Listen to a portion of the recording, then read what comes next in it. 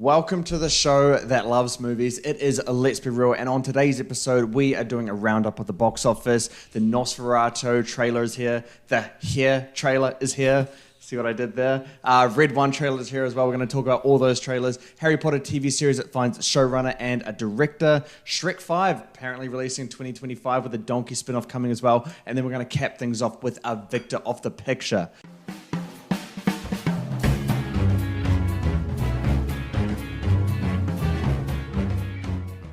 I'm James, that's Nan, and we're coming to you from Australia and New Zealand. And as always, before I get into things, drop comments below, tell us what you want us to cover, and we'll do it. We want to do anything, rankings, topics, news, whatever it may be. Let us know, and we'll do it. Appreciate you guys for joining us today. So, without further ado, Nan, I think we just jump into this one. This one seems like a fun one for me. Let's do it. All right, let's do it. Okay, so the box office, there's so much talk about the box office. You know, we're deep into that summer movie season. Inside Out is currently dominating. It is the highest grossing movie of 2024 already. The second weekend earned $101.2 million. Second weekend. Now, remember, the tracking for the first weekend was 80 to 90 million. That was by deadline for the opening weekend. And the second weekend blitz past tracking numbers. Insane.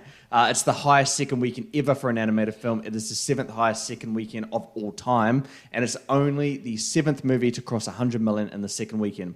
It got the highest opening of all time in Colombia and Turkey. And the top 5 opening weekend of all time in Mexico, Argentina, Central America, Uruguay, Ecuador, Peru, Bolivia, Israel, and the Philippines. That's pretty significant. This movie is massive. Domestically, the total is 388 million by the end of today. By the time of recording this, which is Thursday, New Zealand, Australia time, it'll be hit 400 million for the 9th fastest to reach that figure of all time. Worldwide total sits at 800 million right now. The domestic floor for this, and so this is kind of the lowest it's going to go, unless Despicable Me makes it drop by 65%, which, let's be honest, that's not going to happen. So the floor for this is 600 million domestically, but the ceiling is 715. That's if it gets to these, these 35% drops all the way through. But the projection, that's where I'm thinking that it's going to land, is about 660 million, tracking just ahead of Barbie at this point in time. And then we move on to the worldwide side of things. So the floor for that one, that's kind of the lowest it's going to be, is 1.4 billion.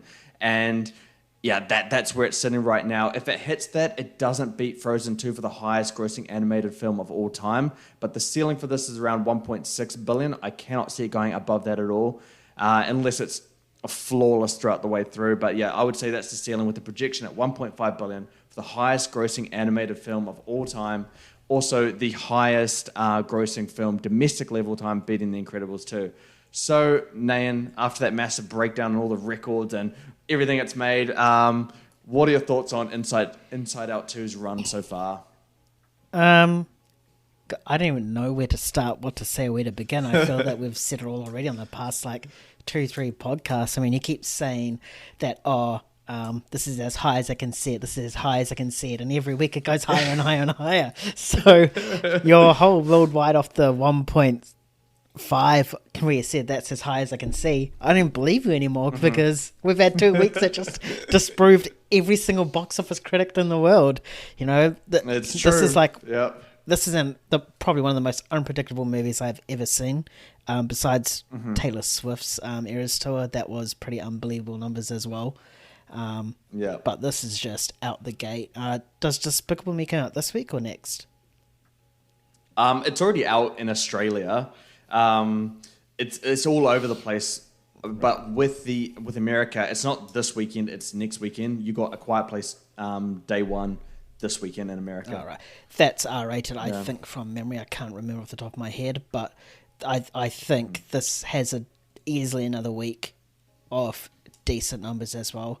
We'll probably get into it later. I'll get into that later for sure. But I can see this just dominating this weekend and maybe coming just... it's got another week off making very, very good money with A Quiet Place day one. I mean, I've seen zero marketing for this film, unless I would go to a cinema. For day one. I've not seen anything. I haven't seen anything on a billboard or as an ad or on a really? or on a bus. I've seen nothing for this one. So that's where my thoughts are in this. I don't think it's going to do that well, but I could be wrong. And based on past Quiet Place movies, they're not really that good. But man, this film, I think it could go for that ceiling. I think it's going to hit that ceiling. That's my prediction. I think it's going to be the highest grossing animated film of all time. I like it. I do think it's going to be the highest grossing animated film of all time. Its floor is so low, but as you said, dude, it keeps defying expectations. That's why the floor to ceiling range is 200 million. That's a very large range because it keeps defying expectations like this. We have to see... we're going to see how things are going to turn out once Despicable Me 3 comes out. That's its main competition. But yeah, man, just such an incredible run. These runs are they're so rare. I haven't been this surprised since, Top Gun Maverick, I think. When that Top Gun Maverick just blew me away. 700 million in the US was just ridiculous. And this still hasn't opened in many of the major markets too. Yeah, I think we got, Poland... Portugal, Japan, right? Japan, New Zealand. It releases today for you guys. Japan. So just some big markets already on the horizon. Yeah, this is nuts. I'm more shocked. Not so much about. I mean, I am shocked about the domestic side of things, but the opening weekends around the world, top 5 of all time. This is not animated. This is all time in Mexico, Argentina. I think Argentina registered its highest box office weekend in history because of Inside Out 2's performance. It's not like I think it's second of all time in Argentina openings, but Argentina's total box office for that weekend is the highest in the country's history. It blows me away. This one's shocking. But I think from this performance here, this is going to be the highest grossing film of 2024 worldwide and domestically. Deadpool is not beating it. Nothing else is going to come close to this. Despicable Me, lad. The minion power. Bro, could you imagine? Could you imagine, man? No chance there. We'll see if it gets $1 billion though. That one's going to be an interesting topic of conversation. But that moves us to weekend projections, and you covered it a little bit. What I am projecting for this weekend is Inside Out 2. Now, I saw a bunch of the major publications. They're thinking 55 to 60 million. No, you got to bump those numbers up. I'm guessing 65 to 70 million. That's going to put it top 7 all-time third weekend. And honestly, I'm not going to be surprised if it goes above my projections. They're already high enough, but this movie just continues to defy everything that I say. So I got to raise the bar a little bit. If it goes above 70 million, don't come to me and say I'm wrong or anything. I'm saying it right now. It's entirely possible and entirely likely that it's going to do so. But the only reason why I'm not saying above 70 million in my official projections is because if it gets 70 million or above, that's the second highest third weekend of all time. Of all time. It's the second highest. And I just don't see it beating, an Avatar, an Endgame, or Force Awakens kind of third weekend. So, yeah, 65, 70 million is a safe bet from me. It's still higher than what most people are predicting. But, hey, you got to look at what things are doing right now. And to that, a little bit more substance to my arguments just before. A Quiet Place at day one, I'm predicting around 45 million. 43 to 45 million, I think, is the safe range for this to open. I think the A Quiet Place 1 and Part 2, they opened to 45, 46 million. So it's in line with what the franchise has done already. A Quiet Place Day 1 is going to be taking premium screens of Inside Out 2, so it doesn't get that extra, ticket surcharge boost. But yeah, A Quiet Place Day 1, 45 million. I think that's pretty ideal. I think the budget's like 56 or something. So this movie, it should make a nice, easy profit. 45 million plus is ideal for it. But if you're seeing below 40 million, you have a little bit of a reason to be worried there, just in regards to the future of the franchise. But regarding the budget, it's pretty good. Nan, what do you think? Where do you see these movies going? I think Inside Out, your projections is all right. I'm going to say 75 million. I'll go higher. This thing is this thing's a beast, man. This thing's a beast. A Quiet Place Day 1. Yeah. I actually think I might come in a little bit lower. I think didn't the other two A Quiet Places come round about this mark?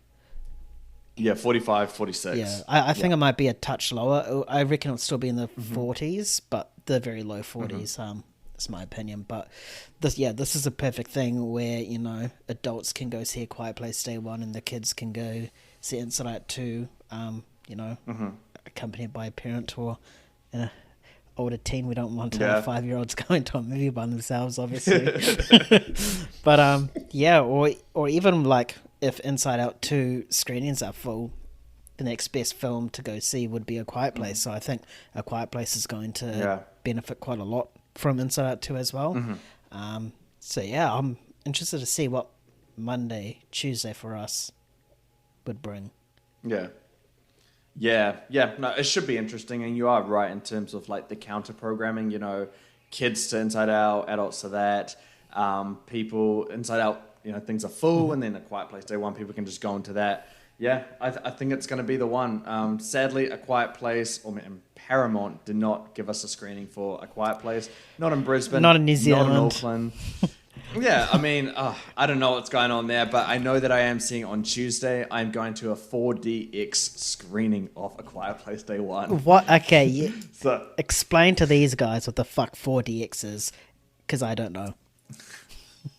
all right, so a 4DX is kind of, it's as close to 4D as you can get. You know how there's 3D and you see it all three-dimensional and stuff? 4DX just has a little bit more, you know, sensations and, I don't know, just things happen to it. You know, the chairs move, mist will spray in your face, there's smoke, there's lights. It's a crazy experience. I went and saw Sonic 2 in 4DX. The person who I was with saw it. They got a bruise because those chairs are horrifically violent. They throw you around. I think they should put seatbelts in them. But I was like, 4DX is not New Zealand, and so I want to go to a 4DX movie before I go back to New Zealand. So, hey, there you go. It's the right time to see it, and I didn't get a screening for this, so we have to go to 4DX, man. And when you come over here, 4DX, you better go to it. You need to understand. I want to see it Interstellar in 4DX, and on the docking scene, it's just the seats going like this. just spinning around. You're just like throwing up and everything. Oh. Beautiful. Beautiful. A movie you might throw up in though, Nosferatu. The trailer came out for that. I know you had it in your most anticipated list. I did not. I don't think I even had it in my most honorable mentions. More like the honor. I don't know. I might have, but anyway, it was not something that I was interested in, despite the cast and crew behind it. So we know who's behind this. Robert Eggers. We know what he's done. It's starring Aaron Taylor-Johnson, Nicholas Hoult, Bill Skarsgård, Willem Dafoe, Emma Corrin, Ralph Ineson, Galactus, and Lily Rose Depp. It's about a gothic tale. It's about the obsession between a haunted young woman and the terrifying vampire infatuated with her, played by Bill Skarsgård, causing untold horror in its wake. So supposedly it has a smaller budget than The Northman, which was around that 70 million mark. But Nang, you've seen the trailer. What do you think, man? Yeah, I think I had it in my top 5. Definitely in my top 5 most anticipated. I can't remember. Might have been third. Don't know. I can't remember. My phone's there. It's charging. Usually I refer to that. But no, I did. Yeah. I'm glad I put it on that high. I mean, Kyan actually got me into Robert Eggers. When The Northman came on, I think that was because of our side bets. I was like, oh, okay, might as well watch all of his films, and I did. And then you know about the bet. He knows about the bet. The bet I lost. We won't get into that. But yeah, it looks very much like a Robert Eggers movie. You know, that natural lighting, the sort of like cinematography, Willem Dafoe in it. You know, I think he's like a staple of his as well. And same with I forgot his name. What's his name? Ralph Ineson. He's a staple in his movies as well. It looks good. I think I wouldn't really want to see another trailer or a teaser or anything else for it. I think this one satisfied me enough because it just left a lot of mystery, but didn't actually see Nosferatu himself, which is awesome. I mean, I know a lot of studios nowadays would reveal the big reveal either in the trailer or at the very end, or in a toy. So. Yeah, I'm excited to see this, and I really just hope I don't see anything online in regards to what he looks like, because I want to see that in person. And I also think this could be Lily Rose Depp's, big break. We saw her in that space movie. Can't remember it. I don't remember that name. But you know either. exactly which I one know I'm exactly talking what about. you're talking- Yeah, and Awful movie. I think in that one we said that she was good in it, but not great. She just needed a competent director to push her into the right direction. Robert Eggers is a competent director, and I think he can really bring the best out of Lily Rose Depp, and I really hope he does. So that's probably the performance I'm most looking forward to is Lily Rose for me. Fair enough. Yeah. I mean, like, you can say this is definitely on my radar now. It's, I shouldn't really have doubted Robert Eggers to begin with, but I maintain the fact that I don't really care about the story that much. But from just a pure filmmaking and cinematic level, this looks awesome. This looks like, it has the right atmosphere. It looks, terrifying, but beautiful at the same time. Robert Eggers, he's really just continuing to get better and better on a visual level as each film goes along. But in terms of the actual premise of the film, it's not something I'm too interested in.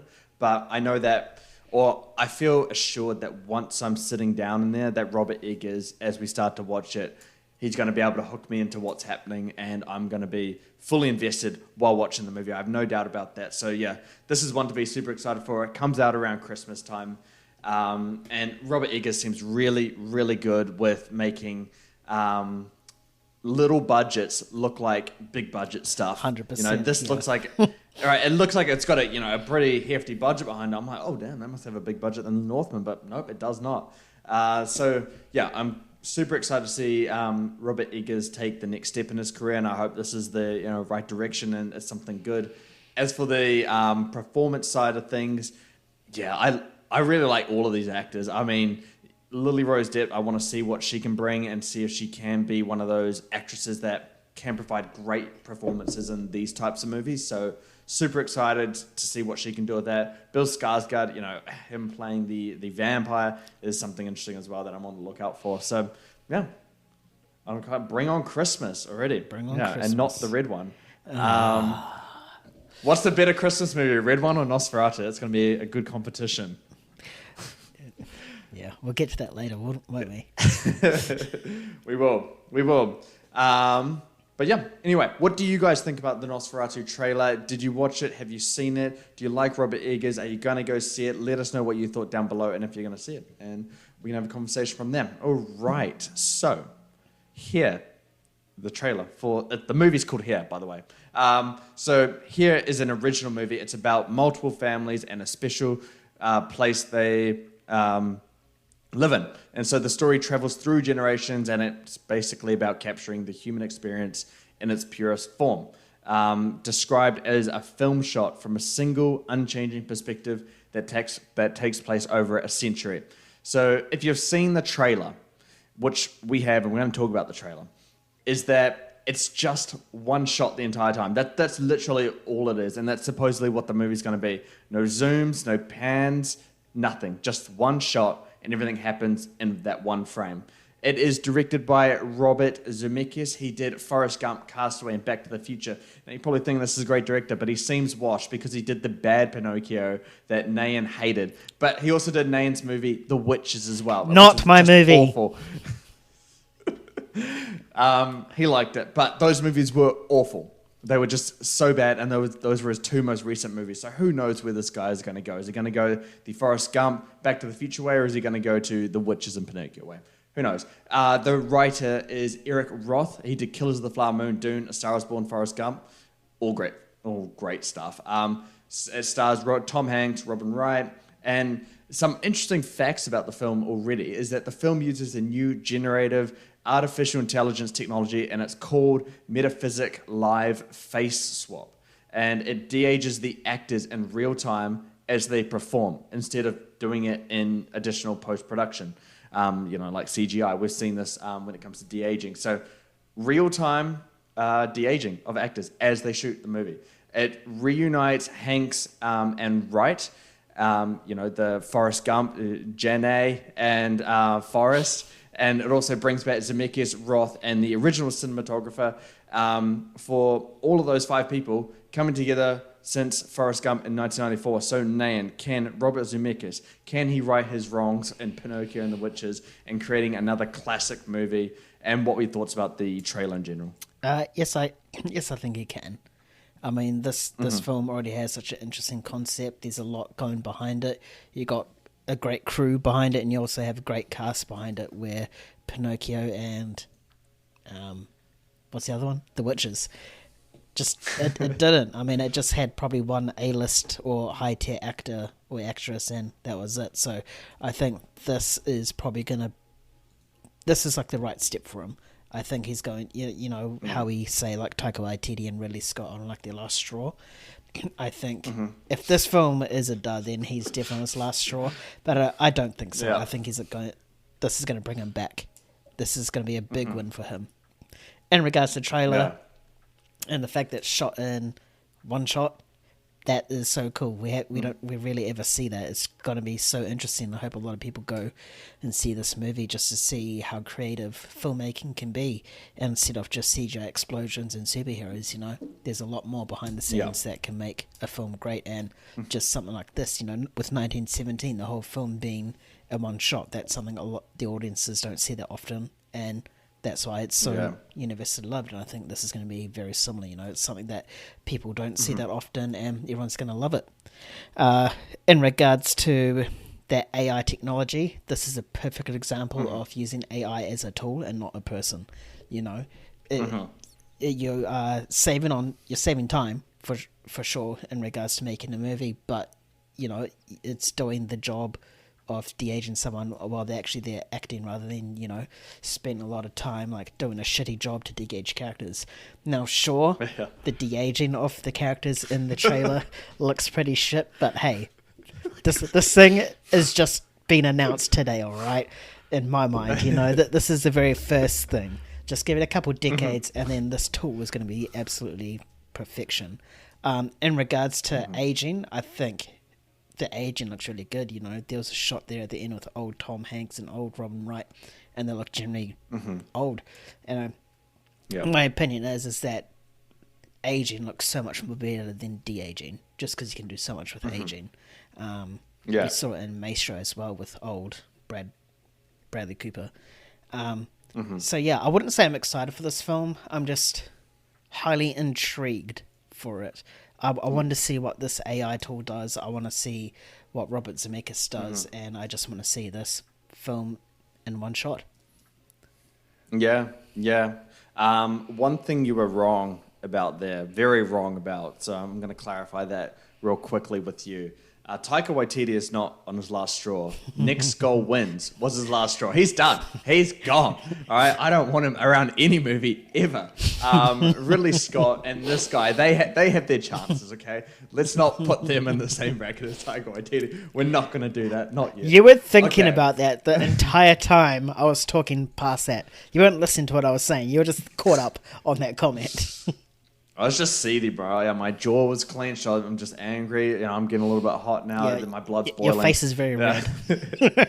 No, but I listened to everything you said. You are right about Robert Zemeckis. Just the recent track record of what he's got in his movies from the filmography perspective, they're not good. So this is his chance to really come back and prove that he can direct great movies again. I love the concept.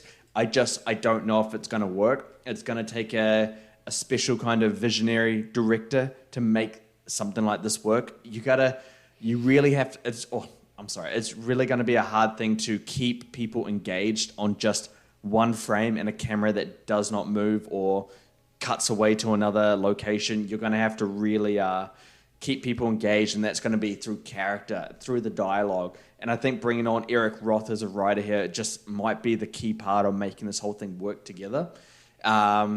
Without strong dialogue, people are going to get bored very, very quickly. So I'm glad that Eric Roth is a part of this.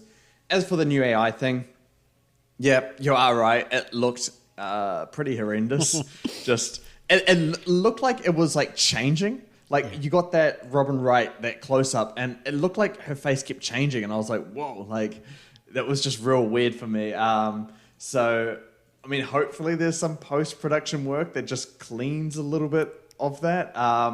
But yeah, you are right in terms of it being a tool, and this is the perfect way to do it. And hopefully this thing continues to get better, because this is a really unique kind of AI that you can use in filmmaking, where it's not used in a way where people are going to be, up in arms, protesting and rioting about it. They're going to be like, this is good. This is what this can do for filmmaking, and the kind of narrative and stories that they can do on a visual level are going to be so interesting once this is kind of mastered.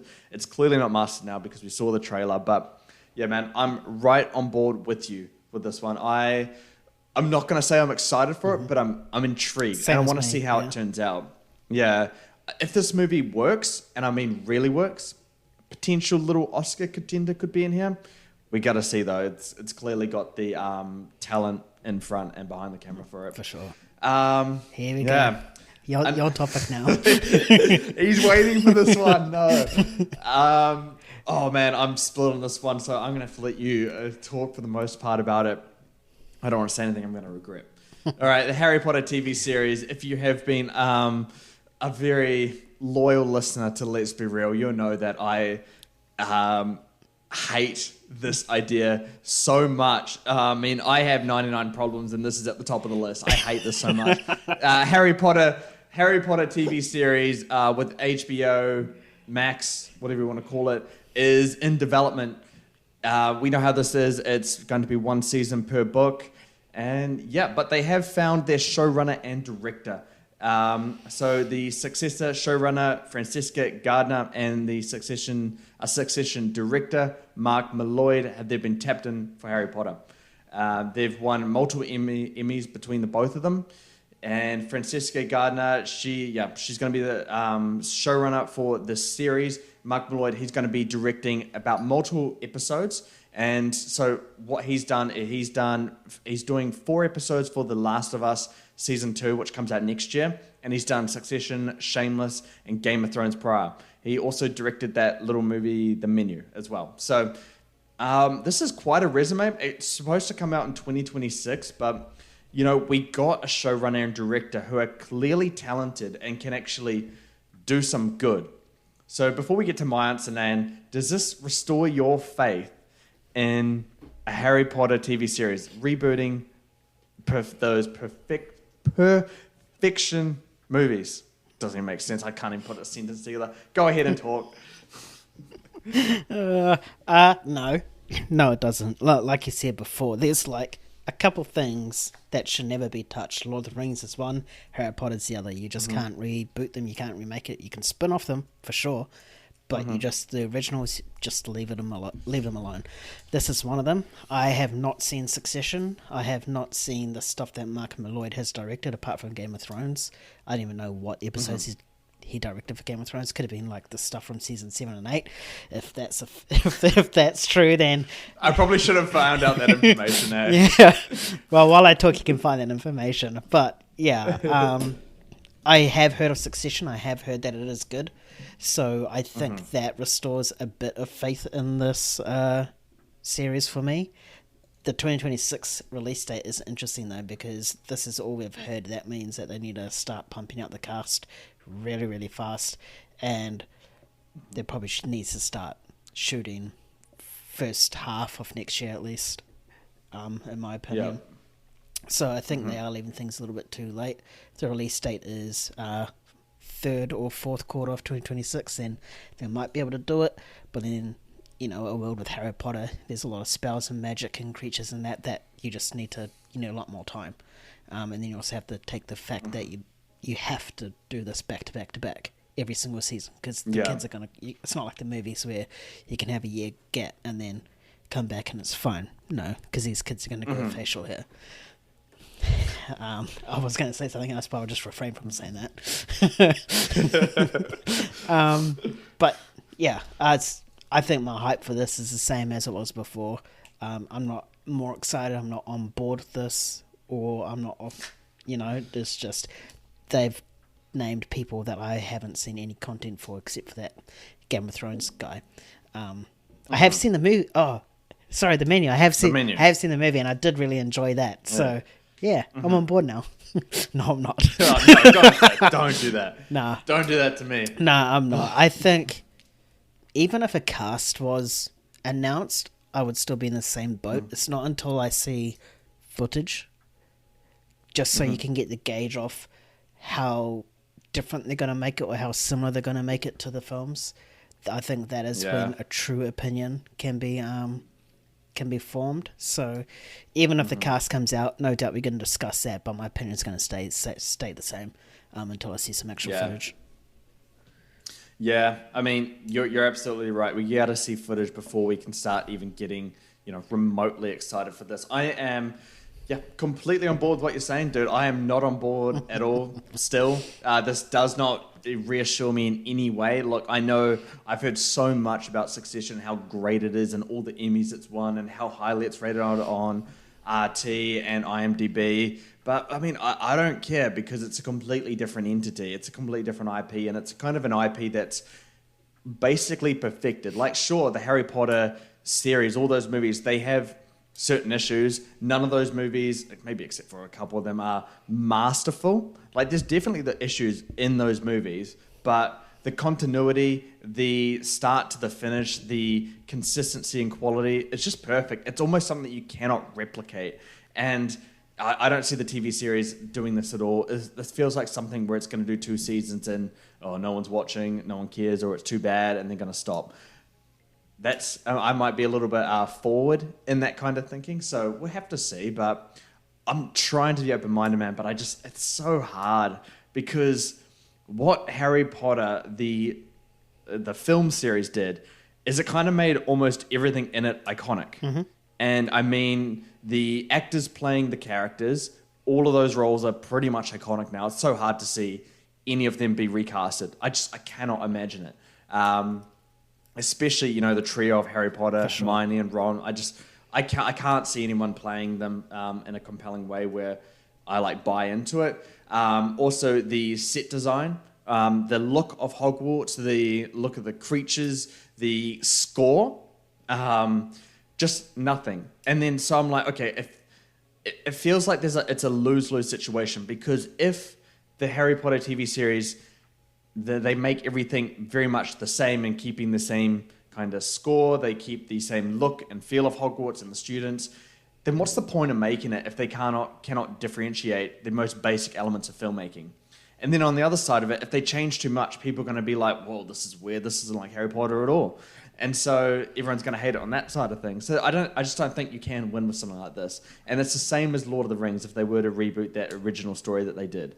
So, yeah, I mean, I'm happy that they got really great talent behind this, but I need to see something before I can even be open to the idea that it can be good. Mm-hmm. Yeah. But what can be good is Shrek. We love Shrek, don't we? Shrek is great. Shrek is love, Shrek is life. Exactly.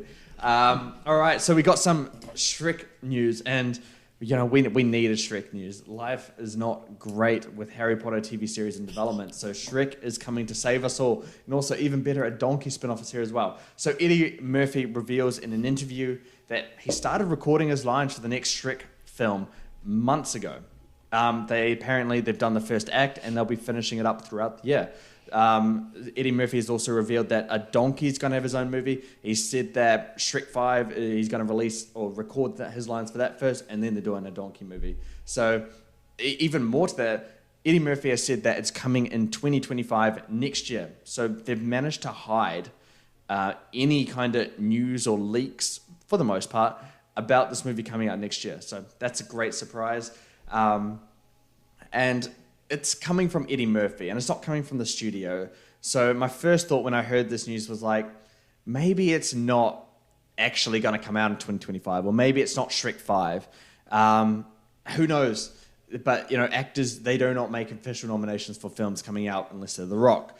But, Eddie Murphy. But there's other news to this that kind of gives weight to this. So Eddie Murphy, he's already said that he's going to return in a heartbeat. So that explains his enthusiasm in the interview. Shrek 5 was previously confirmed to be in development. So we already know it's going to be in development, but no idea on cast, recording, nothing was released about it until now. But I think it was the Illumination CEO who said that negotiations to bring in the OG cast were already underway, and that was about a couple years ago. But the biggest news about it, and we covered this one day, an intern at NBC Universal, they listed the film on their like LinkedIn post or something, and then quickly deleted it. And they said that it was going to be released in 2025. So I think that adds a ton of weight since they deleted it very quickly. But your reaction to Shrek 5, kind of coming next year, and then a Donkey spin-off. What's your take? Shrek is love, Shrek is life. We need this, you know. There we go. It was teased at the end of Puss in Boots' Last Wish that we're going to head that way. And the writing was on the wall ever since, you know. And then we just get a little bit more details ever since. And I think this is, if DreamWorks hasn't made it official, they need to make it official like now, because everyone's getting excited. Yeah. Don't let everyone get so excited and expect this to come, and then DreamWorks just not say anything. They might as well just be like, yep, it's true, or no, it's not. If it's not, then cool, we can all have a cry for a week or two or months, and then we'll move on with our lives. But if they confirm it, it's going to be a party until 2025, and 2025 is just this film replaces not all of the films, but some of the films that left 2025, you know. It's great. I mean, we lost the Batman, but we get Shrek. So, fuck yeah. Let's do it. Make it official, DreamWorks. Do it. I know, they need to. Have you seen that like meme online where it's just like, we got like X before GTA 6? Yeah. Yeah. I see that kind of line everywhere. And it kind of applies to Shrek 5 as well. Like, it's always like, oh, we got this before Shrek 5. And so which one's going to release first? Because they always get, like, pushed back. The demand has been there for a new one forever. So we're going to get Shrek 5 and GTA 6 in the same year. This is a dream come true, man. This is so hype. I cannot wait for this. I think if this is made official, I would contemplate selling my Shrek Steelbook to get the four film one. I think I might do that because obviously I want to binge them all, and I know that Amazon has the individual films released, but that's just shelf space. So, so I would seriously consider that. In fact, it's probably like 70% that would happen. So, any buyers, flick us a message and just comment our name on who you're interested to buy off, and we'll do it. Yeah, make us an offer. Mine's kept in a better condition than Nayan's, just an FYI. It is wrapped in a box right now. That's how well I've stacked them all. Okay, but Nayan, Donkey spin-off after Shrek 5. Thoughts on that one? That one's a bit interesting, and it's just more in regards to, I want to know what the film's going to say. Is going to be set before he met Shrek or after he met Shrek? Is going to be set in between one of the movies or after Shrek 5? Donkey is annoying. He is annoying. And that's because... He's great, though. That's because I'm Shrek. So he is annoying. So could you imagine a whole film with just him like that? It'll be annoying. But hey, it will be entertaining as shit. I would be fully on board either way. But I just really want to know when it's set. I think that's the most intrigue I have over this.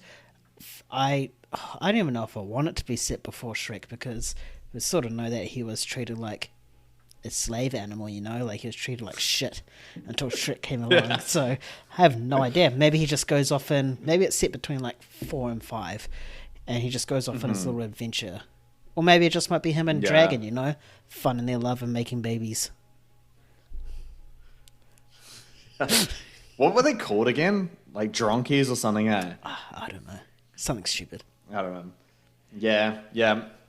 Anyway, to Shrek 5, I'm not going to talk too much about that because I'm sure it's going to come up in the Victor of the Picture segment that we do.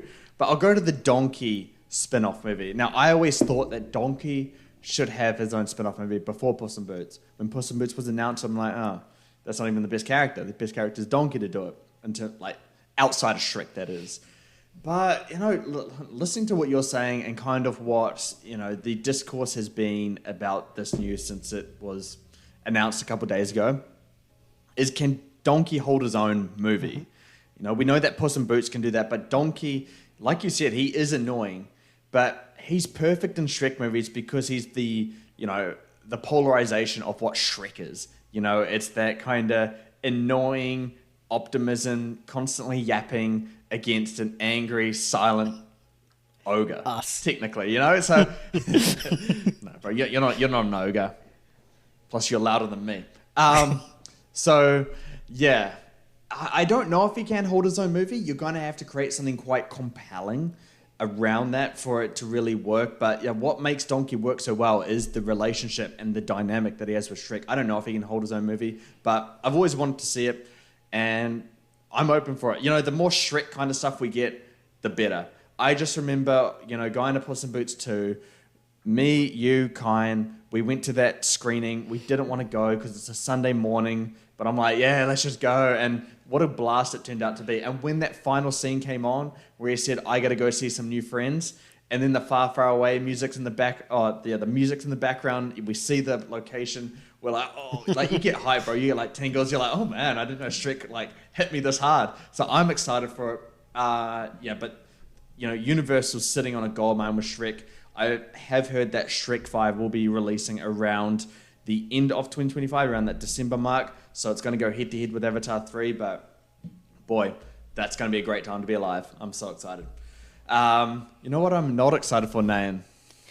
It's Red One. You should have just skipped this segment and go straight to Victor with the picture, I reckon. No, Red One is too good to miss because The Rock was peeing in bottles during the production of this movie. So Red One has a $250 million budget towards it. It releases in November. It stars Dwayne Johnson, Chris Evans, Lucy Liu, and J.K. Simmons. It is about a shocking abduction from the North Pole. The commander of the ALF task force must partner with the world's most infamous bounty hunter to save Christmas. And the abduction is of Santa Claus, obviously. So yeah, that's kind of the Christmas movie of the year. Filming apparently had to be done around Dwayne Johnson, who was an average of 7 to 8 hours late to filming, which is an entire workday pretty much. He missed several days of shooting. These delays reportedly increased the budget by $50 million for a total of $250 million. To slap a $200 million price tag to a movie like this is a huge gamble by the studio alone, but $50 million added onto it is just ridiculous. So, but it's been disputed by the Rock's camp, shall we say? So, yeah, Nayan, $250 million behind this. What do you think of the trailer? Are you excited for it? And can it make its budget back? Or can it reach the break-even point? You know the answer to all those questions. The viewers know all the answers to those questions. Even the people that don't watch this podcast know the answer to all those questions. And no, I'm not excited. No, it's not going to make its budget back. And we all know that this looks like a big fucking pile of trash. It looks horrendous. Why is Santa Claus buff? That's not Santa Claus. Santa Claus is a fat, happy man with a big beard. And instead, he's a jacked guy that gets kidnapped. Fat Santa wouldn't do that. That's for sure. He would fight for his life. I just don't. And then Chris Evans in it as well. I mean, we saw him in that Ghosted, and that other one, Ryan Gosling. He probably should have just signed another 9-year deal with Marvel. I reckon he would have had a lot more better movies than what he's done outside since Endgame, because they've all been pretty duds recently. The Rock. He's just a rock, except he's just an innocent little elf that's like the size of like 20 elves, you know? That's just it's so stupid. Like, whose idea was it to like greenlight this movie and be like, yes, it's a good idea, and then keep going with it with all these on-set issues? Of course, Rock's camp is going to deny it because it's the person that pays them will tell them to do that, obviously. Yeah. So, trash. Low tier, 20%, I reckon. Rotten Tomatoes, 20%, 30 max. Yeah. I mean, like, you could be right.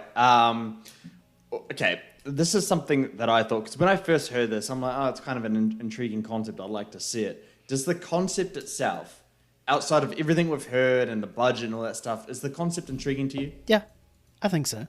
For Fat Santa, for sure. So the concept can work. It can. I just think the actors weren't right in it. Even before these on-set issues, when it was like The Rock and Chris Evans, I was like, because it has a rock in it, and every time a film that has a rock in it, you know exactly what you're going to get, except for probably the Smashing Machine, because he's with, a completely different studio that he's worked with. But other than that, the stuff you see is very stock standard. So I could see this, when I heard this, I was like, okay, it's very similar to, is it Red Notice? The one with him and Ryan Reynolds? Not because they both have red in the title, but we're going to get similar vibes to that. We're going to have, what the government sort of official, whatever Rock's character was, and then the jewel thief. We're getting that here. Yeah. We're getting like a commander to the Elf Task Force, which is the Rock, and a bounty hunter, which is Chris Evans. We're just pretty much getting Red Notice 2 without Ryan Reynolds and a gold egg. I know. Yeah, but like the thing with this, man, like, the commander of the Elf Task Force, it's just Dwayne Johnson being Dwayne Johnson. Like, he's not even acting in this. This is what just annoys me about the roles that he picks. And you're completely right about Chris Evans. Like, what is he doing, man? His career is going down the toilet very quickly. He should have just signed with the MCU again, because I don't know, besides Knives Out, what's something great that he's done since what's a good movie he's been a part of since the MCU?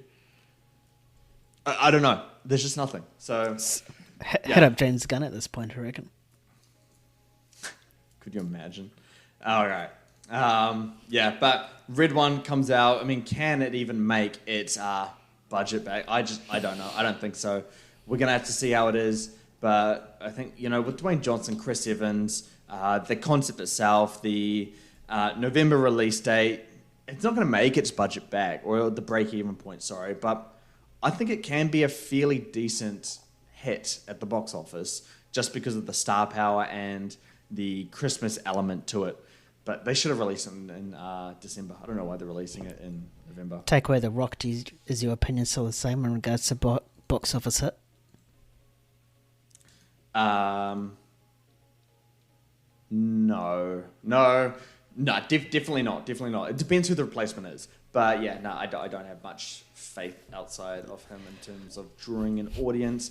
Chris Evans can do something. But maybe it's gonna be interesting. Maybe why it's coming out in November, it's been titled as a holiday movie, is because of Thanksgiving.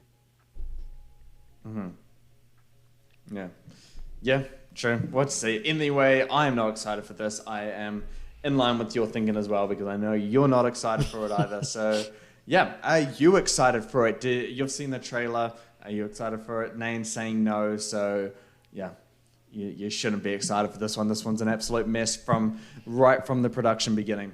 But you've seen the trailer. What do you think? Let us know down below. All right, we're on to our final segment of the day, and I've been trying to share my screen with Nan while he was talking about Red One. But, Discord, the thing we're recording on, is not working. I cannot share my screen at all. We are having an absolute thing. And I made so much photos for this as well. All good. Just take screenshots and send on Messenger. I'm not going to do that. If anything, we are going to record as a separate segment outside of our bulky one we got here. Let me try again. It's just like disappearing. Here you go, viewers. This is a perfect example of experiencing technical difficulties, except it's live and with commentary. All right. Okay. All right. It seems to have worked. I found a way to sort it out. But it won't do this. Oh, applications. All right. Okay. I think I've sorted it out, guys. I'm sharing it with Nayan now so he can follow along. I can see it. Nayan, can you see it? I can see it. You can see it? All right. I'm just figuring out my desktop now. All right, so you can see everything we got here. Of course, I'll edit it for everyone watching as well. I just wanted to get Nate on my screen so I can see his pretty little face while we do this segment. Sure. But I don't think I'm going to have Nate near me. It's all good. Just bring up a photo on your phone. Yeah. Oh, there we go. There we go. I got you right there, buddy. Okay, so sorry for the delay, everyone. That's good. Okay. All right. I got everything in. All right. So what you guys are looking at right now is the old Victor of the Picture. I should explain what Victor of the Picture is. Essentially, it is what you should be looking forward to the most in 2025. These are the projects, the films that you should be most looking forward to. I'm not going to go into detail about everything. If you want to know more about it, I will link the first Victor of the Picture we did in the description below, so be sure to check that out where I explain it all. The only changes I've made to this next Victor of the Picture is I've deleted that bottom row there. So that bottom row where you see, stuff like Thunderbolts, Minecraft, Fast X, Part 2, it's not there anymore. That allows more competition to come through, more movies to jump off Victor of the Picture, more films to jump onto Victor of the Picture, and just creates it more interesting for everyone else as well. So it's very hard to get onto Victor of the Picture. You need a lot in your arsenal to make it. So this is the last one. We have Mickey 17, that got first. We had Superman and Avatar 2. They were in the second row, and then we had a bunch of movies coming through afterwards as well. Okay, so let's move on. Let's start this next Victor of the Picture with a lot of changes. Boom. Okay. Didn't make Victor of the Picture. We have a bunch of movies here. Nan, I hope you can still see the screen, can you? Yes. I really want to fuck with you and say no, but... Don't do that. Don't do that to me. Not after the stress I just went through. All right. So these are the films that didn't make Victor of the Picture. Remember, I removed that bottom row, so at least 6 of these movies are out. Let me explain some of them now. Fast X, Part 2. F11, 11 Fast, 11 Furious, Furious 11, Fast 11. I don't even know what to call it. It moved to 2026. It's no longer part of Victor of the Picture for most anticipated 2025. Same with Jordan Peele movie. 6 months ago, I was sitting down with Nan, and I'm like, Jordan Peele movie, that's in my most anticipated for next year, for 2025. But then it got delayed, and then it got delayed again. So who knows what's going on with that movie. It's moved to 2026. Same with Aang, The Last Airbender. That's moved to 2026 as well. It's moved to January 2026, which actually kind of worries me because January is kind of like the, movie dumpster for the Hollywood release slate. Nothing great gets released in January. So that makes me a little bit worried about that movie. And then we go through the movies that were relegated off Victor of the Picture. That's Elio. I know Pixar just released Inside Out 2. I know Inside Out 2 was great. But what has their track record been like with original movies post-COVID? I mean, besides Soul, it's not very good. It's not very good. So that's off. I don't have enough faith in it. Not yet. Thunderbolts with an asterisk. That movie... MCU decided to put all the most boring characters in one movie together. Yay, that's great. Tron Ares, it's probably going to be just as bad as Tron Legacy, but hey, it's going to look and sound great. So as long as Daft Punk is a part of that movie, I'm going to be a little bit excited for that cinematic experience. That's all there is to really look forward to. How to Train Your Dragon might have the most potential out of all this one here. If the studio really commits to this movie, then it can be great. But I don't think they're going to do that. Live action remakes of animated films don't usually turn out well. We know this. There's a huge track record of it. But if the studio was to commit, what they should do, they should be pushing this movie to be R-rated. I'm not even joking. An R-rated How to Train Your Dragon live action movie that feels and looks similar to Game of Thrones, I would be 100% on board with that. That would be great. Minecraft, it's just from a curiosity standpoint. Live action Minecraft movie, how does that even work? I'm excited to see how that is, but... it gets pushed off. Everything else I'm looking forward to more. Everything else you should be looking forward to more as well. Untitled Ryan Coogler movie. There's just not enough information about this, but we know Michael B. Jordan and Ryan Coogler, they make a dynamic duo when it comes to making films. They have a ton of great success together. And then there's Fantastic Four. Fantastic Four. It's off. It's off Victor of the Picture. You know why? You know why, Nan? Today, it was confirmed. The movie takes place in the 1960s and set in an alternative universe than the MCU. That is so there's no point. There's no point looking forward to it, guys. Just don't even care. No one wants a 1960s Fantastic Four. I mean, you may want it, sure, but we don't want it. We haven't had a great Fantastic Four movie in our lifetime. So who knows how this is going to be, but we're going to have to see something before we have some faith in it. As for me, there's no chance I'm putting it on Victor of the Picture. I haven't liked the casting. I don't like the plot development. I don't like the fact that Galactus is in it. Nothing with this movie has aligned with anything that I want from it. And yeah, that should give you some pause for concern. Marvel's track record is not going great as well. So yeah, we're going to have to see. All right, Nam, are you ready, my friend? Are you ready to go? Wait. Oh, he needs a drink. No, I'm ready. Everyone else drink too. Okay. Before we go through with this, any thoughts on the removed ones? No, all good. I don't want to touch on Fantastic Four because that will just trigger me and I'll have to leave, and I've already been triggered once enough already this week, so let's not do it. Fair enough. Me and you both, my friend. Me and you both. All right, let's move to the first bottom row of Victor of the Picture. Boom. There we go. Oh, yeah, titles. I can sit...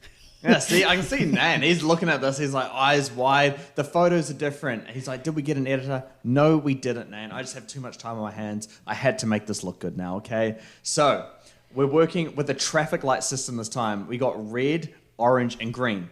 Green means it's a new film or it's gone up in Victor of the Picture. Orange means it's just stayed in the exact same row that it is. And red means that it slid down Victor of the Picture. So that's how... we can see how things are going with Victor of the Picture. So we'll start off with the newcomer, Frankenstein. Frankenstein, by Guillermo del Toro. It's about Frankenstein. You know, he loves his monsters. We've seen it in a bunch of his movies. It's got the composer, two-time Oscar winner, the cinematographer as well, was nominated for The Shape of Water and Nightmare Alley, both del Toro's films as well.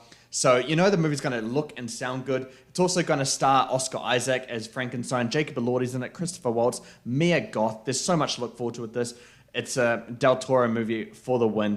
Damien Chazelle movie, he's gone down, and that's just because there's more movies that have gone above him at this point in time. We need more information on what this Damien Chazelle movie is going to be before he can go up.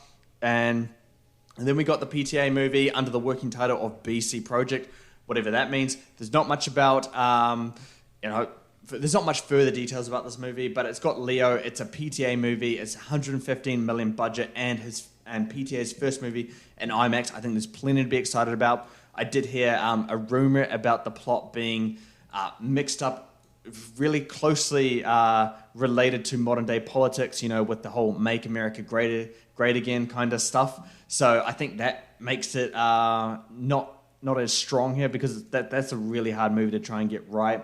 So we'll have to see how that develops before it can even try and go up. Then we got Jurassic World 4. That one has slid down, and yeah, that's just because other movies have come in. And Jurassic World 4, I mean, you got Gareth Edwards there. He can capture scale. Dinosaurs need scale, so I'm really excited for it. But not enough to get higher on this list. And then we got a complete unknown, the Bob Dylan biopic by James Mangold. James Mangold is no longer in the shackles of Disney and their franchises. Indiana Jones, I'm going to write that off. That's Disney's fault. That's not James Mangold. So we're going to have to see if that's true or not. But Timothée Chalamet and James Mangold working together for a Bob Dylan biopic stays in row 5. Nayan, what do we think about this? Disagreements, agreements, surprises? No disagreements, no surprises except for Frankenstein. I didn't even know that this film existed until now. I really hope it does release next year and doesn't get delayed. I feel it's one of those films that could get delayed just because we haven't heard or seen much about it, but so far so good. Yeah. All right. Let's go on to the next row. Row 4. 4 movies now. There we go. Whoa, that's a big drop. Okay. Yeah, I know what he's referring to. Let's just start off with the green. Shrek 5, row 4. Now you may be thinking, okay, it's Shrek 5. You know, we've been waiting for Shrek 5 since, I don't know, over a decade now. This should be way higher. And believe me, if this was my most anticipated list, it would be right at the top, or at least in the top 2 rows. But it is not, because I am trying to be as objective as possible in terms of giving you guys great reasoning as to what movies you should be looking forward to. Shrek 5. I mean, we love Shrek. Everybody loves Shrek. They love the franchise. But think about those last 2 movies, specifically the last movie of Shrek. What happened in Shrek 4? We don't know. We forgot, because it's shit. It's so bad. It's a horrible movie. And in my mind, at least with what happened with Shrek, is that the studio just ran out of directions to take the Shrek character. There was no growth to be had with the character. So I shouldn't really have much faith that they know what they're doing with these Shrek characters. They seem to have, wrapped up their storylines completely, hence the title Shrek Forever After. But on the bright side of things, and why it deserves a spot in Victor of the Picture, is look at what they did with Puss in Boots. They made those 2 movies great. Really good. Shockingly good, in fact. And who knows? Hopefully they have a villain that was like Puss in Boots' Last Wish. Then it'll be really great. But I need to see where they're going to take these characters before I can really get excited for it. And then we're going to go to the Smashing Machine. The Smashing Machine stays in its exact spot. It was in this room beforehand, and that's because it's Dwayne Johnson doing some acting for once. He usually plays extensions of himself. We covered that in the Red 1 trailer just beforehand. But yeah, the Dwayne Johnson in an A24 movie directed by Benny Safdie. Nayan likes UFC. He says that he looks exactly like Mark Kerr, so he's got heavy makeup and prosthetics on. And you know The Rock just always looks like The Rock in every movie. Same outfit and everything. This is him completely transforming. I'm super excited to get a real Dwayne Johnson kind of performance and see what his potential is as an actor. And I think you need to be excited for that, because not only is the studio and the director really good and you can rely on their consistent quality, but we're going to get something exciting from Dwayne Johnson for once. All right, Michael's just stay still because we haven't heard anything new about it. It just stays in that place right now. Who knows where this movie's going to fall? Is it going to be great like Elvis, good like Rocketman, or shit like Bohemian Rhapsody? We don't know. This movie can easily fall off Victor of the Picture, or it can go high on Victor of the Picture. We're going to have to wait and see more information. And then Superman. Superman drops a lot. And it felt a little bit harsh at first to put Superman this low, but I think my reasons for what are above it is valid. Since we've done Victor of the Picture last, man, the suit reveal happened and we've had set photos. I don't know if you've seen those set photos, but they aren't looking too good. Now, we are, or at least me, I'm nitpicking a little bit, but I want to be clear that my main reasons for pushing it down this low were the other movies above it. It's not about those set photos or the suit reveal, because that is, this is a nitpick at the end of the day, but it's not a reason to be concerned, but it's just not a reason to be more excited for that kind of movie, right? They haven't elevated the excitement in any way. They've made it go down. So that's why I've done it that way. But you'll see as we get through to more of the movies that is why it's down there. Any thoughts so far? I think Shrek 4 is an automatic top 3 tier, regardless of quality. That's my opinion. Nope. That's my opinion. No. That is a world's opinion. Shrek is love, Shrek is life. That's a mantra everyone lives by. Michael, I think it's going to stay on Victor of the Picture right up until it releases. I mean, Michael Jackson's just the most iconic pop artist of all time. Sorry, Swifties. It's just a fact. He is so iconic, you know. And the fact that it's his nephew, that's portraying him as well. It's just, you know, it's in the family, so you just know that they're going to do this right. And I have full faith in Michael to be absolutely successful. Smash Machine, same comments as last time.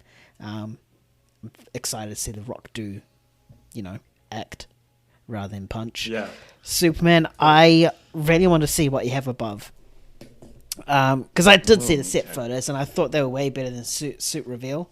Because my main gripe about the suit reveal was how the colours were way too dark and had that black stain. And in the suit reveal, we saw that it was actually proper Superman colours and there was no black stain. Although I am still not a fan of the red trunks. If they got rid of the red trunks and a red belt, I think it would be a very close, perfect Superman suit for me. Really? The collar is a bit debatable. Yeah. But yeah, I mean, it's got the iconic S on the back. Spoiler alert, but not spoiler alert. Just go look at the set photos that everyone on the internet right now. So yeah, I'm just intrigued. That's like what? It was second tier before. This is tier 1, 2. 2 tiers. It's in the fourth tier, fourth row. Yeah, so it's dropped 2 rows. Yeah. Steep drop, but I think it's deserving. Those set photos don't look anything good to me. I know color grading and post-production will change everything and how it looks, so we're going to have to see how that is. But yeah, I think the reasons are sound because 2025 is such a stacked year.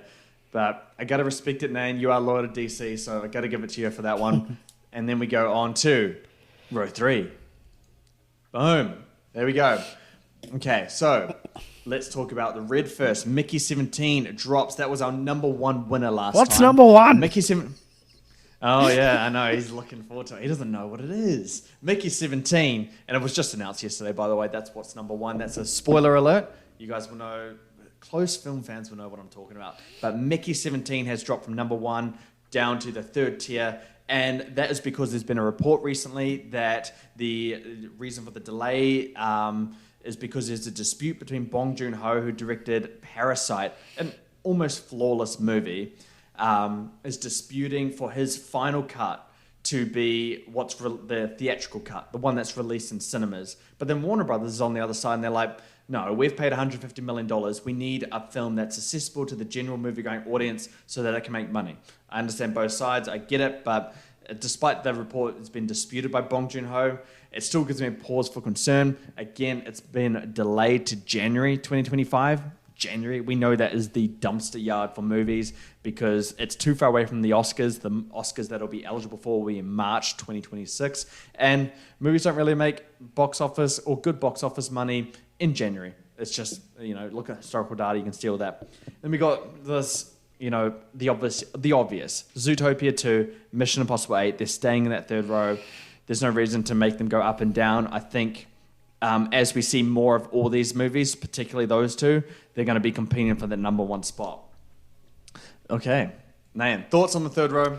Fair enough drop for Mickey 17. I don't know, I need to see the other two first. Oh, the other two tiers. But I think either Superman or Shrek should have taken Mission Impossible's thing. No. Bro, this thing's been delayed twice. This thing's been delayed twice. And the seventh one wasn't even that big. Yeah, sure, it's the last Mission Impossible ever and stuff like that. But, production right now, if we're going to take into consideration that, it's not doing that well with 2 delays. So, yeah. What's a better franchise in terms of quality, DC or Mission Impossible? Can't comment because we haven't seen this version of DC yet. Touche. I still don't think so. And it is the final Mission Impossible. If it was not the final Mission Impossible, I would probably agree with your reasoning. But the final one, Tom Cruise is going to go all out. I think it's absolutely fair that it remains anticipation. He's going to do something big to cap things off. And that's something to look forward to. Skydive. But this just goes to show how stacked this year is turning out to be. But we're going to go on to the second row now. The final 3 are awaiting. The final 2, here they are. Avatar 3, Untitled F1 Movie. So we'll start off with the Untitled F1 Movie. It finally gets its release date. $300 million budget. Huge gamble for Warner Brothers and Apple TV. But the reasons to be excited for this one are very, very clear. So it's the smallest IMAX camera developed has been put into the cockpit of an F2 car that's designed to look like an F1 car. That's enough to be excited about. It's done by Joseph Kosinski. He did Top Gun Maverick, and we know how great that movie turned out to be. Oops, I just spoiled that for man. Untitled F1 Movie. It's got Brad Pitt in it, an actor who can carry himself. It was filmed around the F1 season, so it's going to look and feel like the F1 culture that a lot of people know. So this is one where they just have a film crew inside the F1 season. And there's so much to look forward to. You're going to really feel it. Watching in IMAX is just going to be such a blast. So yeah, it's going to be a highly cinematic movie. I trust in Joseph Kosinski to bring this one to life. And then you got Avatar 3. Avatar 3 is just going to hang around on Victor of the Picture. Can it get to the top spot? I'm not really sure. Because when it comes to Avatar, it works differently because the visual effects is something that you have to look forward to. They always change the game whenever an Avatar movie releases. But then when it comes to the story side of thing, both Avatar movies have been good, but not great when it comes to story. However, when the first one was being developed, James Cameron, he didn't really have, it wasn't planned to be a 5-film saga. He had planned it as one movie. And now, blew up to $2.8 billion. And so he had to create these sequels.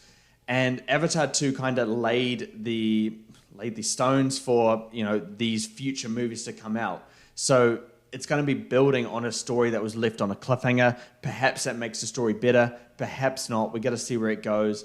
But you should be looking forward to Avatar 3 on the pure cinematic spectacle alone. This tier right here is the cinematic tier, as I like to call it. So Nan, you've already seen the final one, so I'm not even going to get your opinion, but what is your opinion on these two here? Does Untitled F1 Movie, does it deserve to be in the second tier? I do know that I had it my most anticipated for this year, But just in regards to that, didn't have a release date. but in regards to that big of a jump, I definitely think either 2 or 3.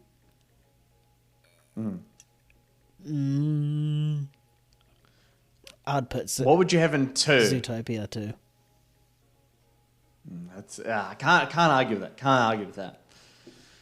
Yeah, That's a tough one. Avatar 3, Victor of the Picture is about what people should be excited for, right? Correct. They shouldn't be excited for Avatar 3. They shouldn't. I mean, the intrigue about Avatar was the visuals. The intrigue about Avatar 2 was the visuals over, I think, a 10, 12, 13-year period. This is now like a 3-year period, so there's not that much advancements. You touched upon it before. They were good movies, not great. Did everyone go see those movies for the story, or did they go see it for the visuals? It was the visuals at the end of the day, and what they're pretty much going to get is very similar to Avatar 2. So, I don't know. I mean, yeah, I don't know. No, fair. You got some fair comments there. I'll give you that one. But, what we're hearing about Avatar 3 in terms of it being around fire, I guess he's taken on the elements now. Something to look forward to. But you might be right. If we do see, that first trailer reveal and it doesn't, show much advancement, it looks very similar to what The Way of Water is, you're going to see it drop down. But it is going to be on this, the budget's going to be something like $400 million. It's going to be something ridiculous. But yeah, we know that these movies, at least they provide that cinematic spectacle, but not much beyond that. So we're going to have to see where it goes. Should get interesting as we go ahead. This is why this year's so dynamic. There's going to be so much changes as we get through to the end of the year. But we get into the final one now, and that was one that was announced 2 days ago. I had looked at it, and I'm like, no release date. It can't be on Victor of the Picture. And then a release date was announced. It's Begonia. I don't know if Nayan's heard of this one. Nayan? No. Oh, Begonia. So this is one I heard about at the start of the week. It's another Yorgos Lanthimos movie. It has Jesse Plemons and Emma Stone in it. And it's about 2 conspiracy-obsessed young men kidnap a high-powered CEO of a major company, convinced that she is an alien intent on destroying planet Earth. Oh, yes, I have heard of this. Yeah, that's the synopsis of this one. And that sounds completely like a Yorgos movie, right? He takes these really abstract, almost silly kind of plots and makes them something thought-provoking, compelling, and just he has a way with them. We saw what Poor Things was. If I tell you the plot or the synopsis of Poor Things right now, you'd think I'm crazy. But he made that movie work. It was one of the 2023's best movies. But the thing that got me so excited about this, the thing that should make you so excited for this, is that the release date was November 7th, 2025. November 7th, we know what that means. It's going to have the full film festival circuit on its hands. It's going to have a huge Oscar campaign. This is going to be another one where Yorgos Lanthimos can finally get his Best Director win. Emma Stone's probably going to be going for another Best Actress win as well.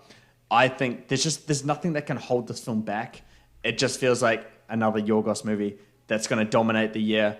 Me and Nayan were kind of not against, but weren't convinced by Poor Things because we just didn't have too much exposure to Yorgos at the time, and it just looked like a big year. But judging from Poor Things, the good reception to Kind of Kindness, anything Yorgos does with Emma Stone, it's gonna be great.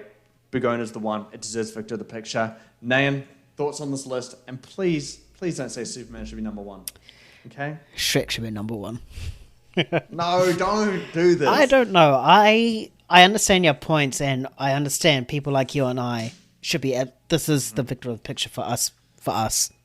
But I just think in terms of the general movie audience, I just don't think it is their Victor of the Picture. I mean, yeah, people want to see something crazy and wacky, but I think Yorgos is just way too crazy and wacky, like Poor Things. I mean, I don't think a lot of people see it, which is why I think Avatar should probably take that number 1 spot or something, or even the Untitled F1 movie. I think a lot of people go see that over Begonia. But I agree with you. A lot of people should see this because it has an interesting concept. It's got a great team behind it as well. But I don't know if they will. They should, but I don't know if they will.